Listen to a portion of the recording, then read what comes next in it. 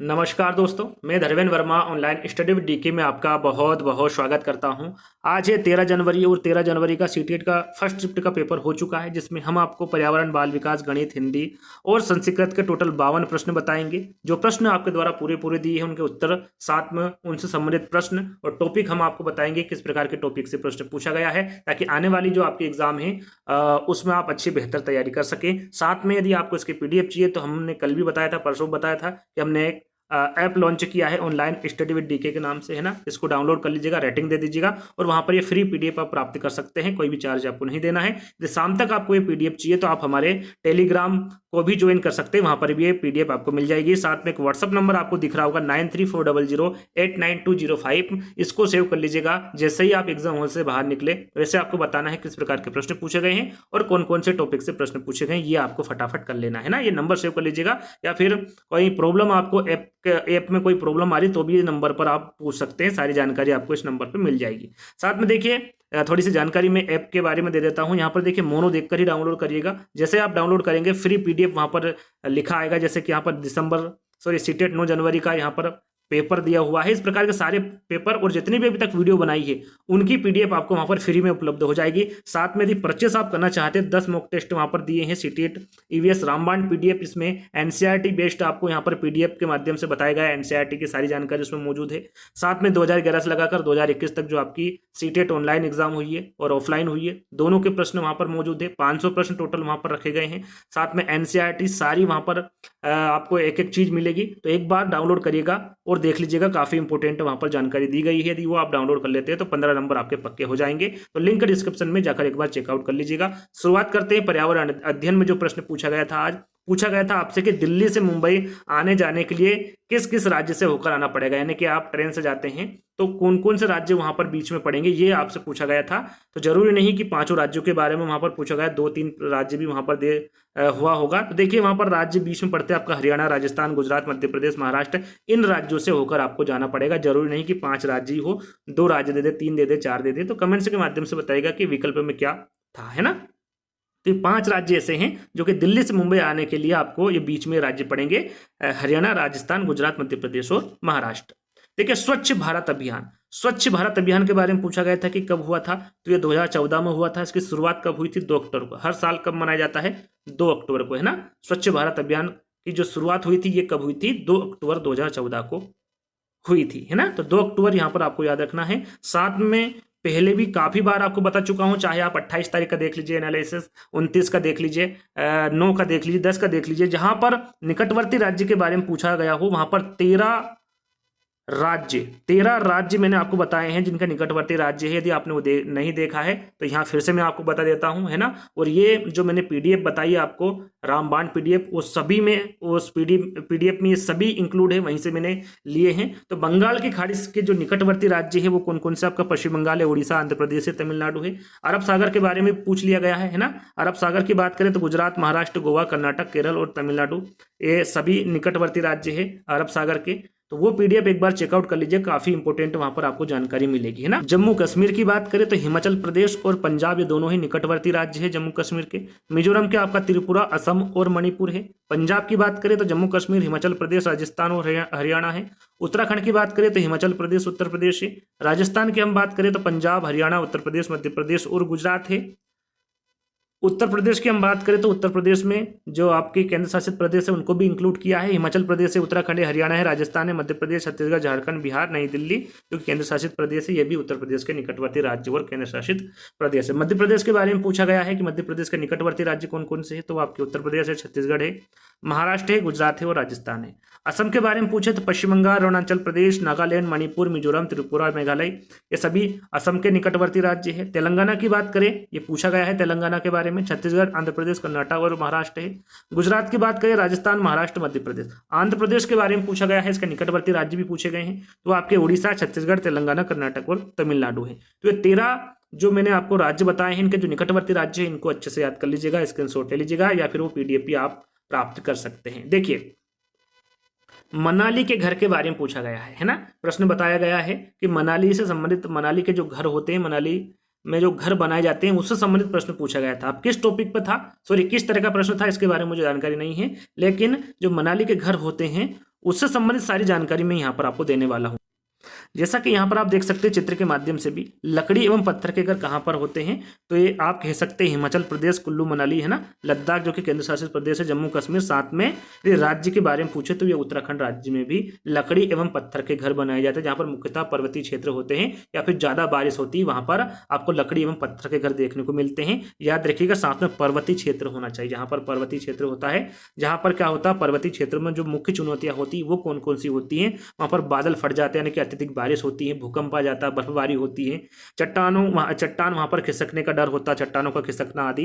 ये पर्वतीय क्षेत्रों में जो होता है लकड़ी एवं पत्थर के घर जो बनाए जाते हैं वो द्विमंजिल बनाए जाते हैं। पहली मंजिल पे जो जानवर होते हैं, इनके जो पशु होते हैं उनको रखा जाता है, और दूसरी मंजिल पर ये खुद रहते हैं, है ना। और पर्वतीय क्षेत्रों में घरों की जो नींव होती है उसको ये मजबूत रखते हैं, एवं दीवारों को किससे बनाया जाता है, पत्थर से बनाया जाता है। पूछा जाता है कि घरों की नींव कहाँ पर मजबूत बनाई जाती है, और जो दीवार होती है वो कहाँ पर पत्थर की बनी होती है, तो ये आपके लद्दाख में बनी होती है ना, जम्मू कश्मीर में बनी होती हैं, साथ में उत्तराखंड में बनी होती हैं, लेह लद्दाख के बारे में भी बताया, कुल्लू मनाली हिमाचल प्रदेश है ना। आगे बात करें पर्वतीय क्षेत्रों में घरों के जो फर्श होते हैं वो लकड़ी के बनाए जाते हैं, क्योंकि लकड़ी उष्मा की कुचालक होती है। क्या होती है, लकड़ी उष्मा की कुचालक होती है, इसलिए पर्वतीय क्षेत्रों में घरों के जो फर्श होते हैं वो लकड़ी के बनाए जाते हैं। अब बात करते हैं खेजड़ी की। देखिए खेजड़ी के बारे में पहले भी आपको बता चुका हूँ, इसके बारे में है ना, पहले भी इसके बारे में संपूर्ण जानकारी दे चुका हूँ, फिर से दे देता हूँ। खेजड़ी के बारे में आज प्रश्न पूछा गया था, है ना। तो खेजड़ी आप यहाँ पर देख सकते हैं। खेजड़ी क्या है, एक विशाल छायादार वृक्ष होता है, इसकी छांव में जो स्थानीय बच्चे होते हैं वो खेलते कूदते हैं। राजस्थान का ये राजकीय वृक्ष है, और खेजड़ी राजस्थान का राज्य के कौन से रेगिस्तान में मिलता है, तो ये थार रेगिस्तान में पाया जाता है।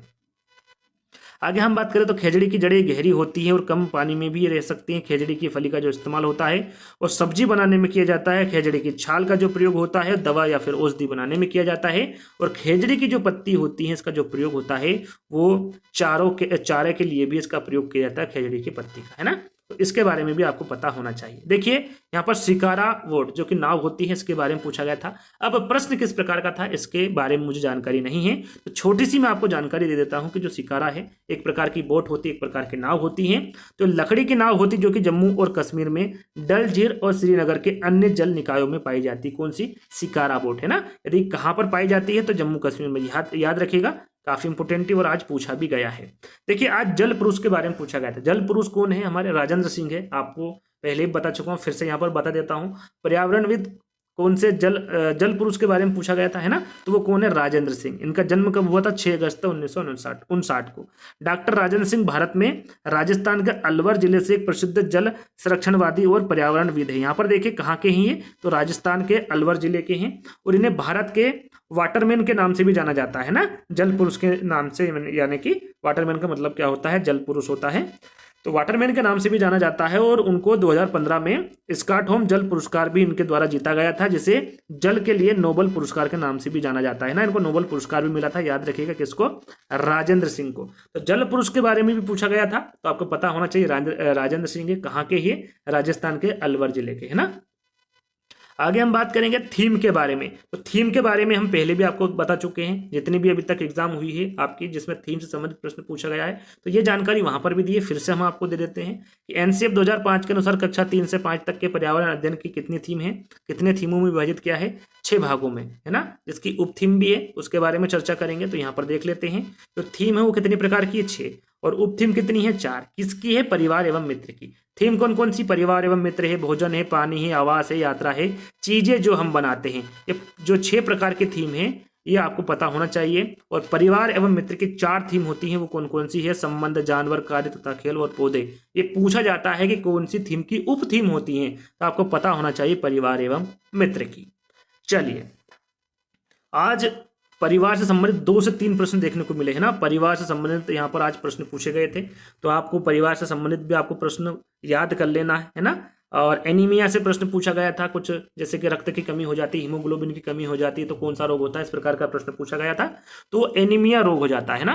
पिरामिड से संबंधित प्रश्न पूछा गया था आज, है ना, कि सीधा होता है कि उल्टा होता है, इस प्रकार का प्रश्न पूछा गया था। अमृता बिश्नोई, जैसा कि अभी हमने आपको बताया, है ना, खेजड़ी के संबंध में और अमृता विश्नोई से संबंधित भी प्रश्न पूछा गया था। कौन सा प्रश्न था इसकी जानकारी नहीं है। यदि आपको पता है, आपका एग्जाम है, तो आप कमेंट्स के माध्यम से बता सकते हैं। पोचमपल्ली डेली पूछी जा रही है, पोचमपल्ली से संबंधित प्रश्न पूछा गया था। गोलकुंडा का जो प्रश्न होता है ना कि 1 सेंटीमीटर बराबर 110 सेंटीमीटर, इस प्रकार का प्रश्न पूछा गया था, तो वो प्रश्न आज पूछा गया था। अब पूरा प्रश्न मुझे पता नहीं है, उन दोनों जो महल है उन दोनों के बीच की दूरी पूछी गई थी। तो गोलकुंडा से संबंधित प्रश्न पूछा गया था, है ना। दिशा से संबंधित भी आज प्रश्न पूछा गया था। मानचित्र से पूछा गया था। आज आगे हम बात करेंगे। एनसीएफ 2005 और एनईपी 2020 डेली प्रश्न पूछे जा रहे हैं। आज एनईपी 2020 से काफी प्रश्न पूछे गए, 4 से 5 प्रश्न पूछे गए थे आज, है ना।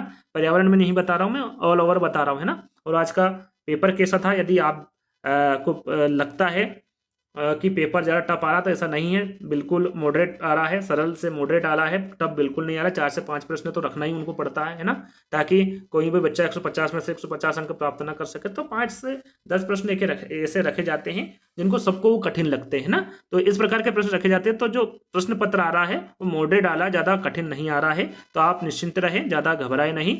जो आपको आता है उसी में से पूछा जाएगा। एनसीईआरटी बुक आपने पढ़ी है ना, और जो आपने तैयारी की है लगभग 2-4 महीने से, यदि आप तैयारी कर रहे हैं तो कह सकते हैं कि आसानी से आप वहाँ पर पास हो सकते हैं। तो एनसीएफ 2005 अच्छे से कर लीजिएगा, एनईपी 2020 अच्छे से पढ़ लीजिएगा। दिशा से डेली प्रश्न पूछे जा रहे हैं, मानचित्र से डेली प्रश्न पूछे जा रहे हैं, तो इनको अच्छे से कवर कर लीजिएगा। बाल विकास की हम बात करें तो बाल विकास में हमें सिर्फ यहाँ पर टॉपिक मिले हैं जिन पे आज से संबंधित प्रश्न। स्तर पूछा गया था, कौन सा स्तर था इसके बारे में मुझे जानकारी नहीं है। वाइगोत्स्की से डेली प्रश्न पूछे जा रहे हैं। कोहलबर्ग के नैतिक विकास से प्रश्न पूछा गया था। निपुण भारत, देखिए निपुण भारत से डेली प्रश्न पूछा जा रहा है, तो इसको अच्छे से याद कर लीजिएगा। डेली सबसे ज्यादा प्रश्न इससे पूछे जा रहे हैं, जो नया टॉपिक है ना, इससे ज्यादातर प्रश्न पूछे जा रहे हैं। बुद्धि से पूछा गया था प्रश्न आपका। जेंडर से कल नहीं पूछा था, परसों पूछा गया था, एक दिन छोड़ के जेंडर से संबंधित प्रश्न पूछा जा रहा है। कारण और कथन डेली प्रश्न पूछा जा रहा है, इससे भी प्रश्न पूछा गया था। कारण और कथन से शायद 2 से 3 प्रश्न पूछे गए थे, है ना। तर्कणा से आज प्रश्न पूछा गया था, आपको तर्कणा का प्रश्न पूछा गया था आपसे, है ना। एनसीएफ 2005 एनईपी जैसा कि पर्यावरण में पूछा गया था, ऐसे ही बाल विकास में भी एनसीएफ 2005 और एनईपी 2020 से प्रश्न पूछा गया था। चिंतन से आज प्रश्न पूछा गया था, है ना, चिंतन से। और गणित की हम बात करें तो गणित में 1-2 प्रश्न मिले हैं, उसको हम हल करके बता देते हैं। जैसा कि आज पूछा गया था कि 51 से 100 के बीच कितनी अभाज्य संख्या है। अभाज्य संख्याओं के बारे में पूछा गया था, 51 से 100। तो 51 से 100 के बीच की जो अभाज्य संख्या वो कौन सी आपकी 53 है, 59 है, 61 है, 67 है, 71 है, 73 है, 79 है, 83, 89 है, 97 है। ये वो संख्या है जो अभाज्य है, ये किसी भी संख्या से नहीं कटती, इस प्रकार की संख्या है ना। तो वो कितनी है टोटल, तो आप गिन सकते हैं 1, 2, 3, 4, 5, 6, 7, 8, 9, 10। तो 10 अभाज्य संख्या है। यदि आपने 10 पर टिक किया है तो आपका बिल्कुल सही आंसर होगा। चलिए देखिए, एक प्रश्न पूछा गया था कि 1 सेंटीमीटर बराबर 110 मीटर, है ना। तो 13.7 सेंटीमीटर बराबर आपको बताना था कि क्या होगा। तो आप 13.7 में 110 का गुणा करेंगे तो आपका क्या होगा, 1507 मीटर, है ना। 1507 मीटर आपका बिल्कुल करेक्ट आंसर होगा। इस प्रकार का सवाल पूछा गया था, तो ये बताया गया है कि ये प्रश्न पूछा गया था और इसका आंसर आपका 1507 होगा, है ना। जोड़ घटाव के प्रश्न आज पूछे गए थे। टाइम से डेली प्रश्न पूछा जा रहा है। एलसीएम एचसीएफ से संबंधित प्रश्न पूछा गया था, है ना। तो इनको अच्छे से कवर कर लीजिएगा। चाहे आप ईवीएस ले लीजिए, सीडीपी ले लीजिए, या फिर गणित ले लीजिए, इनमें भी एनईपी 2020 देखने को मिली। वैन हिले से डेली प्रश्न पूछा जा रहा है। एनसीएफ से डेली प्रश्न पूछा जा रहा है। डेली प्रश्न के साथ साथ हर विषय में पूछा जा रहा है एनसीएफ 2005 और एनईपी 2020। हिंदी की हम बात करें तो जो गद्यांश था हिंदी का, वो आपका गुरु और शिष्य का गद्यांश था, इस पर बेस्ड क्वेश्चन थे। कविता थी आपकी चिड़िया की, तो चिड़िया की कविता थी, उस पर 6-7 प्रश्न पूछे गए थे। समय शब्द में प्रत्यय पूछा गया था, तो मुझे नहीं लगता कि समय शब्द में कोई प्रत्यय आएगा। हाँ, ये जरूर पूछा जा सकता है कि समय में यदि आप एक प्रत्यय लगाएंगे तो नया शब्द जो बनेगा वो कौन सा बनेगा, इस प्रकार का प्रश्न पूछा गया होगा। तो वो बनेगा आपका, यहाँ पर लिख देता हूं मैं, सामयिक। क्या बनेगा वो, सामयिक बनेगा, है ना। समय में किसी भी प्रकार का प्रत्यय नहीं लगा होता है। यदि प्रश्न में समय पूछा गया था तो इस प्रकार से पूछा जा सकता है कि समय में यदि हम एक प्रत्यय लगाएंगे तो नया शब्द क्या बनेगा, इस प्रकार से पूछा गया होगा, है ना। तो आपको बताना है कि इस प्रकार का प्रश्न पूछा गया था या फिर नहीं। यदि पूछा गया था तो किस प्रकार से पूछा गया था, है ना। तो यह आपको बताना है। अगला प्रश्न संधि से पूछा गया था, संधि विच्छेद आपको करना था। एनईपी से आपका हिंदी में भी पूछा गया था। निपुण भारत से भी हिंदी में पूछा गया था। ध्यान दीजिएगा, निपुण भारत आपको अच्छे से याद कर लेना है। साथ में हम बात करें बहुभाषिकता से संबंधित, कल भी पूछा गया था, आज भी पूछा गया है। एनएससीएफ 2005 से भी पूछा गया था। पोर्टफोलियो, देखिए पोर्टफोलियो से आज प्रश्न पूछा गया था हिंदी में, तो इसको भी आप कंप्लीट कर लीजिएगा। आगे हम बात करें संस्कृत की, तो संस्कृत में जो गद्यांश था वो रामचंद्र पे था। किस पे था? रामचंद्र पर गद्यांश पूछा गया था, लकार पूछा गया था, विभक्ति पूछी गई थी, साथ में संस्कृत में जनिप्याजी से संबंधित प्रश्न पूछा गया था, एनसीएफ एनईपी 2020 से प्रश्न पूछा गया था, और वायगोत्सिकी से प्रश्न पूछा गया था। वायगोत्सिकी से भी सभी विषय में प्रश्न पूछे जा रहे हैं। जल्दी जल्दी मैंने आपको एनालिसिस कर दिया। जो प्रश्न मेरे पास पूरे मिले थे उनको मैंने आपको बता दिया, उनका उत्तर बता दिए। और यदि जैसा कि मैंने आपको बताया, हमारे ऐप्स को डाउनलोड कर लीजिएगा, वहाँ पर आपको काफ़ी फ्री PDF मिलेगी, साथ में 2 प्रैक्टिस सेट आपको फ्री मिलेंगे। एक बार चेकआउट कर लीजिएगा, आपको नहीं खरीदना है कोई बात नहीं, लेकिन जो फ्री PDF है या फिर फ्री प्रैक्टिस सेट है उनको लगा लीजिएगा, उनसे भी आपको काफ़ी हेल्प मिल सकती है। यदि आप खरीदना चाहते हैं तो खरीद लीजिएगा, 49 ज़्यादा पैसे नहीं है ना, ज़्यादा रुपए नहीं है, उसको खरीद लीजिएगा, काफ़ी आपको हेल्प मिलेगी आने वाले एग्जाम में। तो देख लीजिएगा आपके हिसाब से, है ना, जैसा भी हो कमेंट्स के माध्यम से बता दीजिएगा। यदि आपको कोई समस्या आ रही है खरीदने में तो वो भी आप हमें कमेंट्स के माध्यम से बता सकते हैं। नंबर हमने आपको शुरुआत में दे दिए हैं, उससे भी आप बता सकते हैं। तो जल्दी ही दोस्तों नई वीडियो के साथ मिलेंगे, जब तक के लिए धन्यवाद।